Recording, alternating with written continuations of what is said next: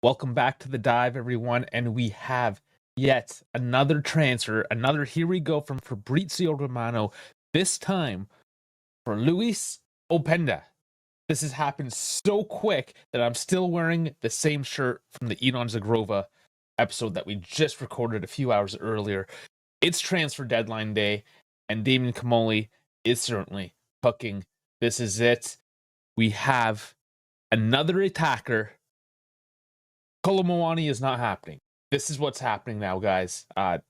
Put Kolo Muani aside. That fell through. PSG were asking for too much money. They were playing hardball.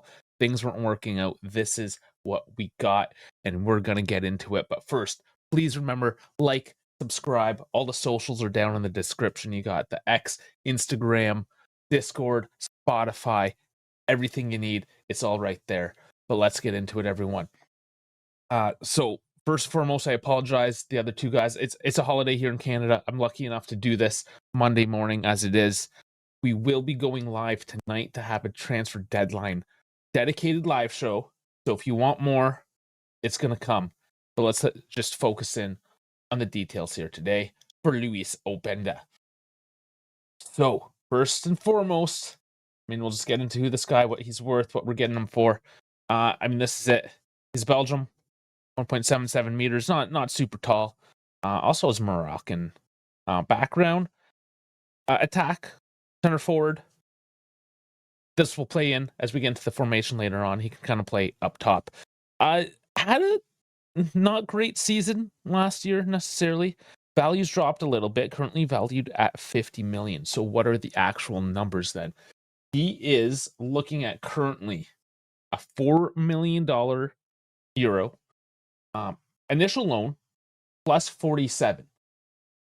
So 51 mil.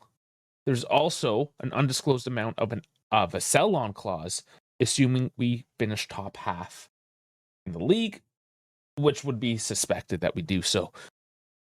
So 51 million total package with a possible sell-on clause valued at 50, kind of right where we need to be there, right? Contract at 1 year plus 4 at 4.2 million per year. Not cheap, not super expensive. And we'll compare that with maybe a couple of the players that we have at the moment. But the numbers, let's do the numbers, because this is where we kind of tease him apart, see what he's doing and what Comolli is looking to build in with this team. So I always like to point out similar players. And over here, ranked number 7 is Randall Kolo Muani. Not a coincidence, right? So similar profile, and we're going to see more similarities as we go. But themes that we see when looking at Comolli transfers, they tend to be particularly good in a certain area and maybe not so good in other areas. So big up here, 95 percentile, progressive passes received. So he's always looking to receive that pass. Progressive carries, successful take-ons. Touches are decent, all up there. Basically what this is telling me is that he wants to go forward. He wants to attack the defense. This is, quite honestly, very similar to what we see with Chico. What we're going to see with perhaps Zagrova. Right? Players that want to attack, that want to go forward. This is also what Tudor's looking for. He's looking for a high tempo, high effort players that want to move forward with the ball and attack the defense. This is a profile, looking just at the numbers right now. He's kind of fitting that profile. He wants to get that ball and he wants to go forward with it. Now, we see, good for assists, but in terms of non-penalty goals, he's not a pure goal scorer in that sense. He is not that perfect number 9, if you will, that's just want to sit there in the box, target man, score goals. That's not really what we're building here. And we'll get, again, this is going to build up. We'll see in just a second how that might actually fit in with Igor Tudor. So like I said, last year, not the greatest, but the year before that was actually pretty decent for him. When we're talking about the numbers and we're getting the deals, again, I'll just harken back to Zagrova for a second. Injured last year. Didn't play much. Maybe get a bit of a deal. Now we're looking at Lois Openda. He played last year. Maybe not the greatest year now. His stock drops just a little bit. And lo and behold, hey, we might get a bit of a deal. Get a player that wants to prove himself, if you will. So just a quick look here at the SOFA score. We do see his strengths are high pressing, once again. Weaknesses, penalty taking, ball control, and passing. Penalty taking, whatever. We have guys that can do that job. Don't care. Ball control and passing. Not that's definitely now a weakness. Again, we do have players that should be fulfilling that role. But this is going to be the guy that you're looking to release the ball forward to and get those runs on. Will he pass? Sure, he passed. If you look at the highlight reel, he's got assists. If you look at the stats, he has assists. He can still assist. It's just not necessarily his strength. Once again, Kamoli's looking for specific profiles to fill in a specific role here.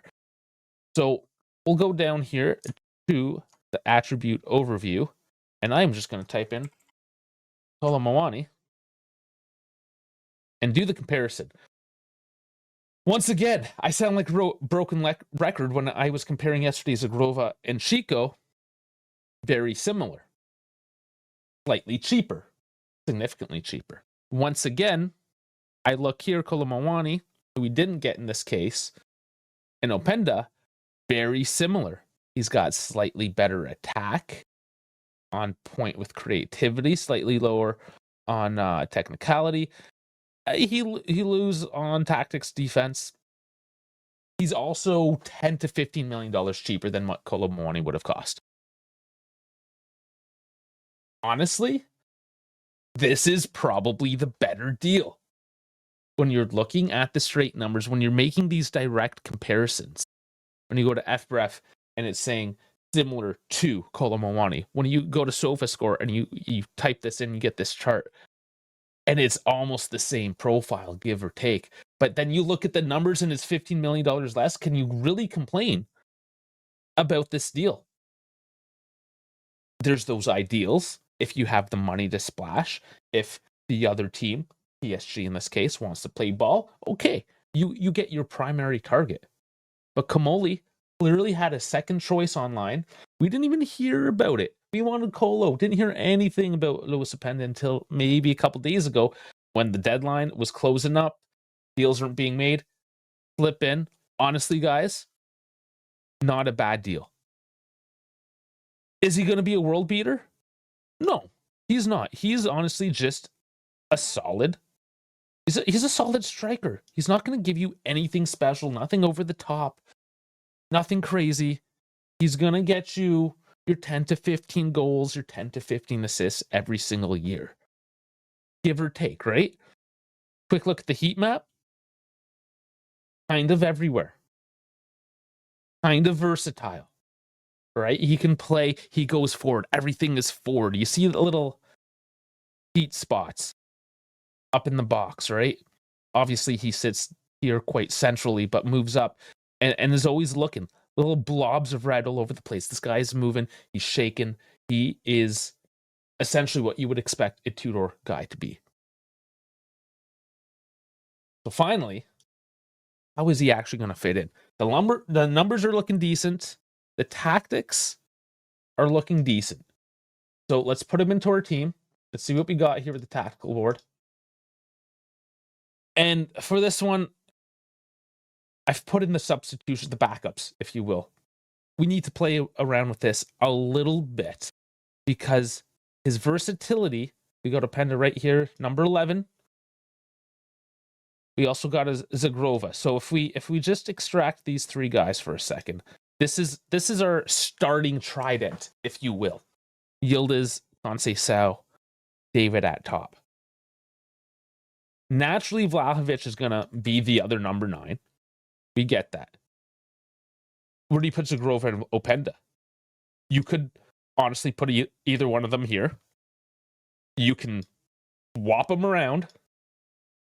Or, I mean, they could technically play up there. David isn't an out-and-out striker either. He drops back a lot. He can play the half space. These guys can all play in these half spaces. They can all drop back, play that more 10 role, that more winger role. Right now, other than maybe Vlahovic, these guys can technically all just move around into that trident, however the formation, what the situation will dictate. Now, yeah, David and Vlahovic are likely to occupy up top. But that doesn't mean Openda won't play there. Doesn't mean he won't come in for Conceição or Yildiz or start. We need to see how he actually plays out. He actually offers a good deal of versatility, to be honest, with what we have now. We look individually, Openda, as we saw, maybe not the most complete striker in the world. A very serviceable one. But one that offers that very specific skill of being able to attack forward, just like Zagrova does, just like Conceição does, just like Yildiz will do, maybe with a bit more flourish and creativity, mind you. But these guys are all bombing forward. That is what Tudor is looking to get into this system. So, guys, that is the quick and dirty on Lois Openda. I don't have my other 2 co-hosts today to really hash it out and have that discussion, unfortunately. But that's where it's up to you guys to get down to the comments. Let me know what you think. If you do watch the Bundesliga and you have, things you want to say about it, things you want to talk about, the money, what's next? Is the right back next? Rumors coming in the pipe. There might be another one of these. We don't know yet. But get down in the comments, and remember as well, stay tuned, because this evening, Monday night, 6:30 Eastern, that's 12:30 Central European time. If it hasn't already passed, come in. We're going to do the live. We're going to talk about everything, the whole transfer market as a whole. This is just the Lois Openda piece in a vacuum, just to give you a nice little package, guys. Like, subscribe, get into all the socials, and I'll see you on the live later on today. Thanks, everyone. Catch you on the next one.